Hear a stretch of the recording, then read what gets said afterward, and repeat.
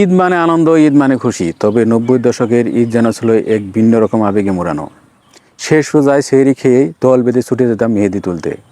সে মেহেদি চাঁদ রাতে শিলপাটায় বেটে একে একে সবার হাতে পড়া। সে যে কি আনন্দ, কি যে উচ্ছ্বাস। তারপর রাত বাড়লে পৃথিবীতে ছায়াছন্দ দেখা। কী সিনেমা রিলিজ হয়েছে, সবকটি সিনেমার গান শোনা। মনে হতে যেন দেশের সব আনন্দ এসে এক জায়গায় মিলিত হয়েছে। তারপর পরের দিন ভোরবেলা ঘুম থেকে উঠে দল বেঁধে পুকুরে গোসল করা। পুকুরের ঠান্ডা পানিতে ডুব দিলে মনে হতো মনটা পরিষ্কার হয়ে গেছে। তারপর দল বেঁধে ঈদগাহে যাওয়া, ঈদের নামাজ পড়া। ঈদের নামাজ শেষে যেন শুরু হতো আসল আনন্দ।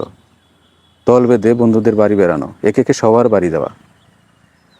পোলাও, সেমাই, মাংস, সারা দিন ভরে যেত হাসি আনন্দে। তারপর অপেক্ষা দুপুরের। সেই অপেক্ষায় যেন ছিল সবচেয়ে বেশি আকর্ষণের। কারণ ঈদের বিশেষ সিনেমা শুরু হতো বিটিভিতে। পরপর 7 দিন সেই সিনেমা দেখা হতো দল বেঁধে। সে যে কী আনন্দ, কী যে উচ্ছ্বাস ছিল, সেটা বলে বোঝানোর মতো ভাষা আর নেই। সেসব এখন অতীতের স্মৃতি। তা চিঠির পাতায়, অ্যালবামের পাতায় বন্দী হয়ে আছে। সময়ের প্রয়োজনে, জীবনের প্রয়োজনে এখন অনেকেই দেশের বাইরে, রেমিটেন্স যোদ্ধা, প্রবাসী। তবে ঈদ আসলে যেন মনটা আজও থেমে যায়। মনে হয় যেন ফিরে যায় সেই শৈশবে, সেই বন্ধুদের কাছে। আজও ঈদ আসে, আনন্দ আসে।